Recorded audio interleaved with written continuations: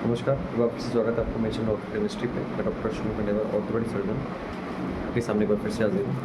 तो आज अपन एक नए टॉपिक पे बात करेंगे जो कि मैंने इससे रिलेटेड एक वीडियो फोटो अपने चैनल पे पहले डाल रखा है और आपने देखा भी होगा उसको। उसी के बारे में आज डिस्कशन करेंगे कि उसमें क्या क्या किया जा सकता है और क्या आपकी पॉसिबल चीज़ करेक्ट हो सकती है, नहीं हो सकती। तो आपसे याद होगा मैंने पहले बात की होगी घुटने की गठिए पे ऑस्टियोआर्थराइटिस ऑफ द नी जो होता है। आपने नहीं देखा हो तो आप जाकर मेरे जो वीडियो सेक्शन में आके ऑस्टियोआर्थराइटिस ऑफ द नी के नाम से एक वीडियो है, उसको जाकर आप देख सकते हो। उसमें आपको बता रखा था मैंने जोड़ का गठिया क्या होता है और उसमें क्या क्या किया जा सकता है। उसी चीज़ पे आज उसका कंटिन्यूशन एक तरीके से पार्ट ही है, उसके बारे में बात करेंगे। तो ये जो वीडियो मैंने आपको मेरे चैनल पे डाल रखा है, आप जाके देखेंगे तो उसमें एक मेल पेशेंट है, उसका वीडियो मैंने डाल रखा है जिसके इतनी ज़्यादा सीवियर ऑस्टियोआर्थराइटिस है कि उसके लिटरली घुटने आपस में से मीट कर रखे हैं, आपस में मिल रखे हैं। तो इस स्टेज में क्या क्या अगर हमारे पास सॉल्यूशंस होते हैं, क्या क्या हम इसमें ट्रीटमेंट आपको एडवाइस कर सकते हैं और क्या ये सर्जिकली करेक्ट हो सकता है, क्या इस तरह की डिफॉर्मिटी सर्जिकली करेक्ट होती है या इतनी लेवल की इतनी हद की जो डिफॉर्मिटीज़ होती है क्या ये करेक्ट हो सकती है। इसी बात पर आज सभी पे चर्चा करेंगे। और एक चीज़ मैं आपको बताना चाह रहा हूँ कि आपने देखा होगा कि मेरे सारे वीडियोज़ एकदम रॉ होते हैं। रॉ इन द सेंस कि आप मेरे हिसाब से जो भी आपको चाहिए होता है आपके विजुअल भाषा में आपको मिल जाता है। तो आप लाइक कीजिए, शेयर कीजिए, सब्सक्राइब भी कीजिए मेरे वीडियोज़ को जितना हो सके। बैक टू टॉपिक, हम टॉपिक पे वापस आते हैं। तो उसमें आपने मेल पेशेंट देखा जो कि ये ओल्ड एज का था। तो उसके एकदम सीवियर वेरर डिफॉर्मिटी है। वेरर डिफॉर्मिटी इतनी ज़्यादा है कि घुटने अंदर की तरफ टर्न हो रखे हैं। जो आपके पैर होता है वो अंदर की टर्न हो रखा है और घुटने एकदम झुके हुए हैं। ठीक है, इसका मतलब क्या है? इसका मतलब ये है कि डिफॉर्मिटी, वेरर डिफॉर्मिटी आपकी सीवियर है। और केवल वेरर डिफॉर्मिटी नहीं, ऐसे वेल्गस डिफॉर्मिटी भी होती है। जो वेल्गस डिफॉर्मिटी भी होती है इसमें आपके पैर बाहर की तरफ हो जाते हैं, घुटने अंदर की तरफ हो जाते हैं, वो भी एकदम सीवियर होती है। ठीक है, तो कि इस तरह की जो डिफॉर्मिटी है, जो भी शब्द मैंने बोल रहा हूँ डिफॉर्मिटी को लेकर, क्या ये करेक्टेबल है? क्या ये ठीक हो सकती है? क्या ये किसी सर्जरीज के बाद नॉर्मल शेप में आ सकती है या केवल इसमें दवाई गोली का कोई यूज़ है या केवल कोई छोटी मोटी सर्जरीज इसमें काम चलेगा या नहीं चलेगा, उस चीज़ रिलेटेड मैं बात करने वाला हूँ। तो जो आपने देखा वो सीवियर वेरर डिफॉर्मिटी थी। फिर से मैं बता रहा हूँ, सीवियर वेरर डिफॉर्मिटी थी, काफ़ी अच्छे डिग्रीज़ की सीवियर वेरर डिफॉर्मिटी थी। तो क्या ये करेक्टेबल है? हाँ जी, ये करेक्टेबल है। क्या ये फुली करेक्टेबल है? हाँ जी, ये फुली करेक्टेबल है। पूरी की पूरी पहले जैसी ये डिफॉर्मिटी आपकी करेक्ट हो सकती है। क्या दिक्कत होगी अगर ये करेक्ट नहीं होगा? जैसे कि आपको पता ही है कि वो ये ऑस्टियोआर्थराइटिस के कारण है, यानी कि घुटने घिसने की वजह से हुआ है। और अगर ये और घिसते जाएगा तो आपके जो घुटने घुटने बैंड होते जाएंगे, आपके पैर उतनी अंदर की तरफ टर्न होते जाएंगे और हो सकता है आगे चल के या तो फ्रैक्चर हो जाएगा, क्योंकि लोड आपके उस एरिया पे जाएगा जहाँ पे वो झुका हुआ है नीचे की तरफ, तो हो सकता है उसमें फ्रैक्चर हो जाए आने वाले दिनों में। ठीक है, और चलने में आपको दिक्कत आएगी तो बाकी जो इसके ऊपर भी जोड़ होते हैं, जो कूल्हे का जोड़ है, जो रीढ़ की हड्डी का जोड़ है, जो टखने का जोड़ है, आपके एंकल का जोड़ है, इन सब में भी दिक्कत आगे चल के आने लगती है। तो ये सब चीज़ें की दिक्कतें बढ़ जाती है। बैक टू क्वेश्चन, क्या करेक्ट हो सकती है? मैंने कहा था हाँ हो सकती है। कैसे हो सकती है उस पर चर्चा करते हैं। आपने देखा वो आजकल रिप्लेसमेंट्स कितने बढ़ गए हैं, घुटने के रिप्लेसमेंट, नी रिप्लेसमेंट कितने ज़्यादा हद तक बढ़ गए और इतनी ज़्यादा हद तक बढ़ गए हैं कि आजकल सीवियर डिफॉर्मिटी से भी करेक्ट हो जाती है। तो इस बात का आंसर है कि हाँ, नी रिप्लेसमेंट जो होता है उससे आपकी जो डिफॉर्मिटी होती है करेक्ट होती है। और इसी से जितनी भी सीरियस हो, बचे 40 डिग्री हो, 50 डिग्री हो, जितनी भी डिग्री की आपकी डिफॉर्मिटी हो रही है वो करेक्टेबल होती है, वो आपकी इजीली करेक्ट हो सकती है इससे। हाँ, उसमें सर्जन को स्पेसिफिक इंडिकेशन देखने पड़ते हैं और सर्जन को स्पेसिफिक चीज़ें जो होता है सर्जन को जो होता है वो स्पेसिफिक चीज़ का ध्यान रखना पड़ता है। तो वो सर्जन के बेसिस पे आपका जो डिफॉर्मिटी है वो सर्जन के बेसिस पे तय करता है कि डिफॉर्मिटी करेक्ट हो पाएगी नहीं हो पाएगी।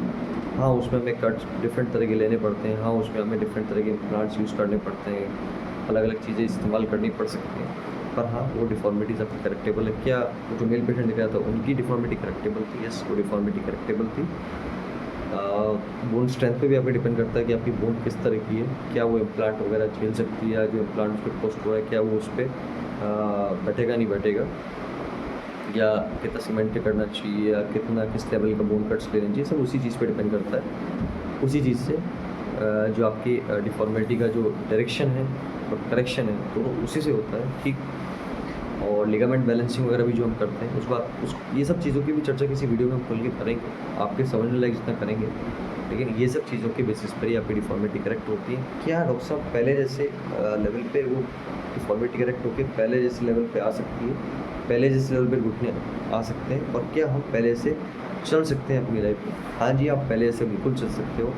क्या हम जितना चाहे उतना चल सकते हैं? हाँ जी, आप बिल्कुल जितना चाहे उतना चल सकते हो, कोई दिक्कत नहीं आपको चलने में। इवन जो ऑपरेशन के पहले का भी डाउट होता है भाई, जो क्या घटिया होने के बाद हम चल सकते हैं या चलने से घुटने गिर जाएंगे? तो इसका आंसर साफ साफ ये है कि नहीं, चलने से कोई घुटने में घिसावट नहीं आती। घुटने में घिसावट तब आती है जब उसमें एबनॉर्मल अननेसेसरी लोड डलता है, ठीक है।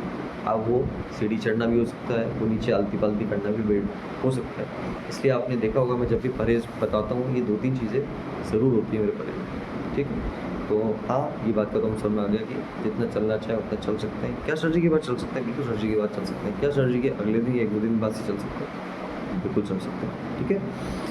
तो ये चीज़ के बारे में मुझे डिस्कस करना था। इस चीज़ का मैंने वीडियो मैं डाल चुका हूँ, आप जाके मेरे चैनल पे देख सकते हो। आपको ये वीडियो मेरे शॉर्ट्स में देखने को मिल सकता है, जहाँ पे एक ओल्ड एज मरीज़ है, वो आया है। मैंने उसकी पूरी गेट बोलते हैं हमारी भाषा में, गेट मतलब चलना, उसका चलना पूरा रिकॉर्ड करके डाला है आप लोगों के लिए कि इस तरह के मरीजों का भी डिफ़ॉर्मिटी ईज़िली करेक्टेबल होती है। एज अ सर्जन हमको थोड़ी चीज़ों के गाइडलाइंस का ध्यान रखना पड़ता है, कट्स कैसे होंगे सबका ध्यान रखना पड़ता है, पर आप लोगों के लिए फुली करेक्टेबल है और आप लोग अपनी रोज़मर्रा की ज़िंदगी में पहले जिससे लौट सकते हो, उसमें आपको कोई दिक्कत नहीं आएगी। सीवियर डिफ़ॉर्मिटीज़ हैं तो थोड़े से परहेज़ बाद में भी चाहिए होते हैं। चलने में कोई दिक्कत नहीं आती, पर हाँ, वज़न डालने को लेकर भी थोड़ा सा परहेज़ करने पड़ते हैं। बाकी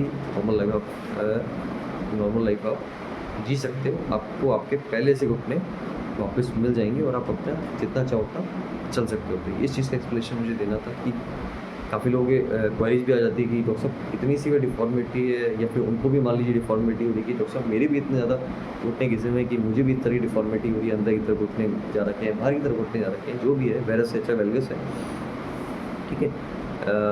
तो इस तरह की चीज़ें लोग काफ़ी डिस्कस करना चाहते हैं, इसलिए मैंने सोचा कि आप लोगों के साथ ये डिस्कस करूँगा। इस तरह की डिफ़ॉर्मिटीज़ फुली करेक्टेबल है, और क्या इसमें कोई एक्स्ट्रा कॉस्ट आता है? नॉर्मली इसमें एक्स्ट्रा कॉस्ट आ सकता है अगर स्टेम वगैरह, स्टेम एक्सटेंशन वगैरह लग रहा है या कुछ अन्य कुछ एक्स्ट्रा चीज़ लग रही है, तो थोड़ा कॉस्ट डिफरेंस आ जाता है नॉर्मल नी रिप्लेसमेंट से। बाकी मोटा मोटा खर्चा हो ही रहता है नी रिप्लेसमेंट के हिसाब से, ठीक। तो इस तरह की सक्सेसफुल सर्जरीज आ चुकी हैं आज, इस तरह की डिफ़ॉर्मिटीज़ भी फुली करेक्टेबल होती है, और आप पहले जैसा अपना चलना फिरना कर सकते हो, कोई दिक्कत वाली बात नहीं, ठीक। आई थिंक ये क्वेरी वगैरह करेक्ट हुई होगी, ये आपको समझ में आ गया होगा कि इतनी सीवियर वेरस और वेलगस, फिर रिपीट करूँ, सीवियर वेरस और वेलगस डिफ़ॉर्मिटीज़ करेक्टेबल है। लिगामेंट बैलेंसिंग या बोन कट जो भी हम करते हैं उससे करेक्टेबल है ये चीज़, ठीक है। बाकी वो चीज़ हम डिसाइड करते हैं कि किसमें कितना चीज़ें लगेगा, या कुछ चीज़ एक्स्ट्रा लगनी चाहिए नहीं चाहिए। पर जो हमारी बात का सवाल था, सवाल ये था कि क्या करेक्टेबल, हाँ जी करेक्टेबल है। क्या आप नॉर्मल चीज़ चल सकते हो? हाँ जी बिल्कुल, अगले दिन या एक दिन बाद से भी आप चल सकते हो। स्टार्टिंग में जैसे मैं बताया था नी रिप्लेसमेंट या वॉकर से चलाया जाता है, तो वॉकर से चलाया जाएगा, क्योंकि पहले दिन ही जोड़ पे इतना लोड नहीं दिया जा सकता, ठीक है। तो आई होप ये चीज़ पर आपकी करेक्ट होगी, और ये टॉपिक भी जो मैंने एकदम रैंडम चुना आपको पसंद आया होगा कि इस तरह की चीज़, और ये चीज़ डाउट्स बहुत लोगों के होते हैं, इसलिए मुझे चुनना पड़ा ये टॉपिक, ठीक है। नेक्स्ट टाइम किसी और टॉपिक बात करते हैं। आप लोग कुछ चीज़ बारे में पूछना चाहें तो आप मेरे कमेंट सेक्शन में डाल सकते हैं, और उस टॉपिक के बारे में जरूर एक्सप्लेन करूँगा। बाकी लाइक कीजिए, शेयर कीजिए, सब्सक्राइब कीजिए। धन्यवाद।